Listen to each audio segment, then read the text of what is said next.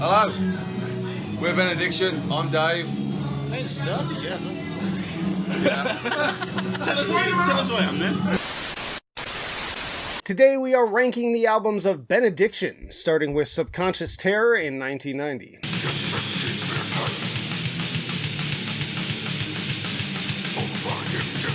The debut from this UK foundational old-school death metal band is perfectly fine, I would say. I'm sure there was more to enjoy about this back when death metal was still in its infancy when it came out, but even when comparing it to albums from the same year like Entombed's Left Hand Path, Deicide's Self-Titled, and Nocturnus's The Key, this just feels very quaint to me.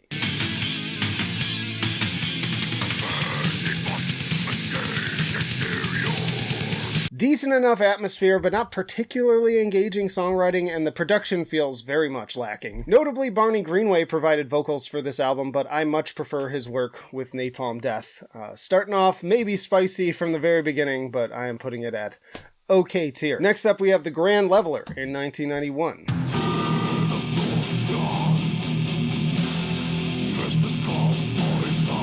Dave Ingram of Bolt Thrower's Honor, Valor, Pride taking over on vocals here. Keeping the atmosphere of the debut, but slowing things down to almost Doom level in places, which unfortunately for my personal taste is another point against it.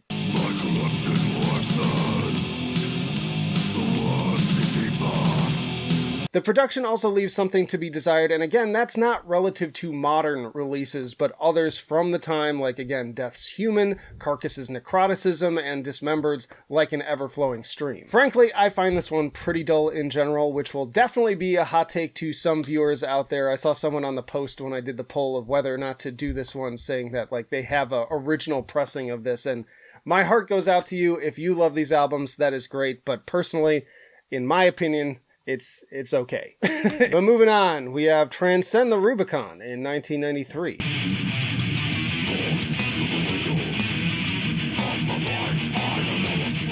Much stronger album here with lots of great riffing and dynamic songwriting. Tracks feel a bit more progressive at times with arrangements that are arguably the most complex they would be ever again, as with Paradox Alley and Bleak House. It would be nice to hear a bit more of this now, frankly. But at the same time, I hear nods to the more groove-focused direction of the next few records, especially in tracks like I Bow to None.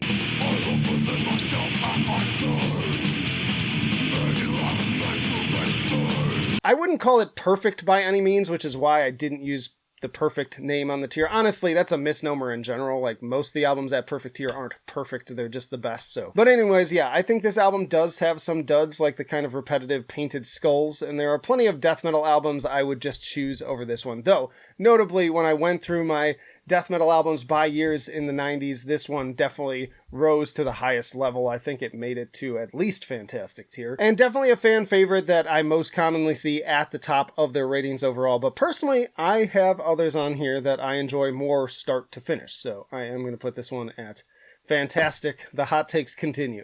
Next up, we have The Dreams You Dread in 1995. What they have in store for them, do I decide? Shifting to that more groove-oriented approach fully with this one, and it gives some Bolt Thrower alongside some of the more alternative influences of the time. Also not far off of Napalm Death's mid-90s material like Fear, Emptiness, Despair, which came out just a year earlier. Fun, chuggy, groovy riffs, killer drumming, and strong production, and some fun tracks like Soulstream.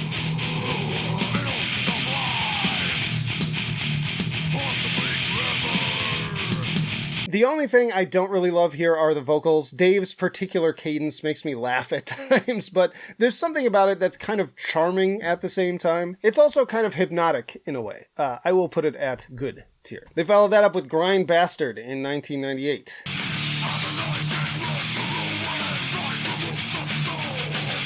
Album 5 from the crew, once more leaning into that groove metal sound, maybe even more so, and once more drawing connections to Napalm Death, and unfortunately, again, while I am down with the instrumentation, I still find the Yarly vocals to be kind of goofy, maybe even a little bit more so here.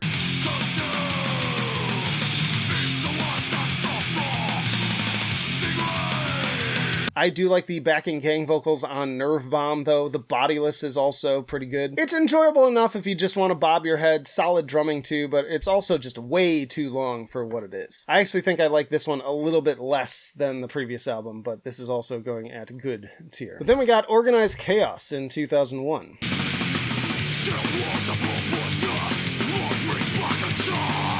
Dave Hunt of Anal Nathrak takes over on vocals with this one, and I'm feeling a bit more hardcore energy coming through, which I think suits this approach better. But it's kind of a mixed bag still with some meandering songwriting. It feels like they went for some doomier, again, bolt thrower moments here like on Stigmata, and it just doesn't always quite pan out for me, though I do dig the snare tone.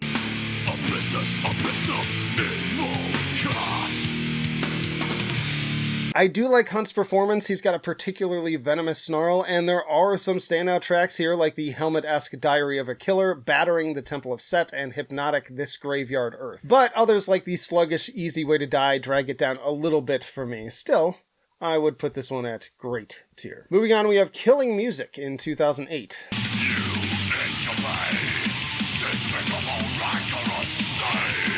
Now, speaking of my complaints with some of the slower stuff on that last album, they really kick this one into high gear. Some real banger tracks here, starting with The Gray Man and following strong with Controlopolis and the title track. Dave Hunt again bringing more of that hardcore energy amidst the grooves on Dripping with Disgust, and then Wrath and Regret just goes crazy hard.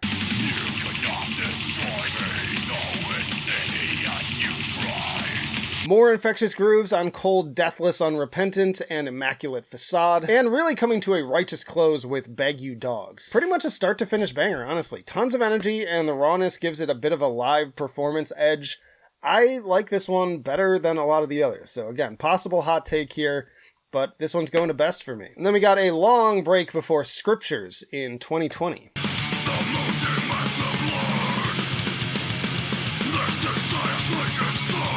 Dave Ingram returning just an album later, though after a lengthy 12-year gap since that previous album. Solid opener with iterations of I bringing more thrashy riffs and D-beats, followed by the also headbang-worthy Scriptures in Scarlet. More nice groove to the Crooked Man, and strong singles in Rabid Carnality that played at the top, as well as the pounding Stormcrow.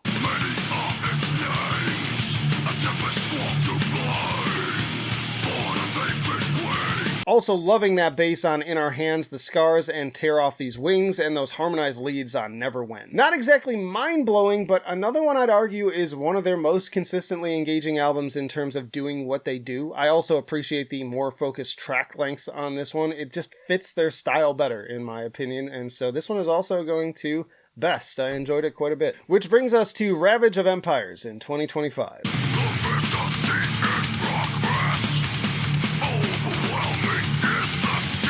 Starting strong again with the energetic A Carrion Harvest, and then that riff that suddenly takes over in the second half got me going even more. Nice to find myself actually surprised by one of their songs, and I wish they'd do that more. More fun punk-infused chuggers like Beyond the Veil of the Grey Mare, the finality of Perpetuation, In the Dread of Night, and the strong closing title track. Dig the drumming a lot on Deviant Spine and Psycho Sister, and Engines of War has a nice mix of faster, thrashier parts and doomier elements.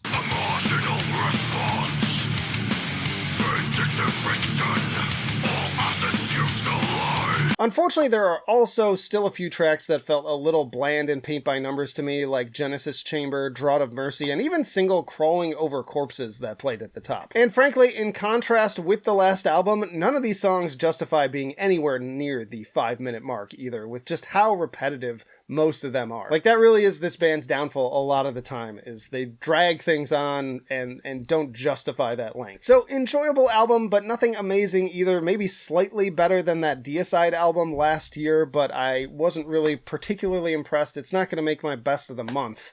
But as far as Benediction albums go, I would say that it hits great tier for them. Y'all check out this playlist for more death metal rankings or this video for your personal YouTube recommendation. But that'll do it for now. Flight of Icarus signing off. I will see you in the trenches.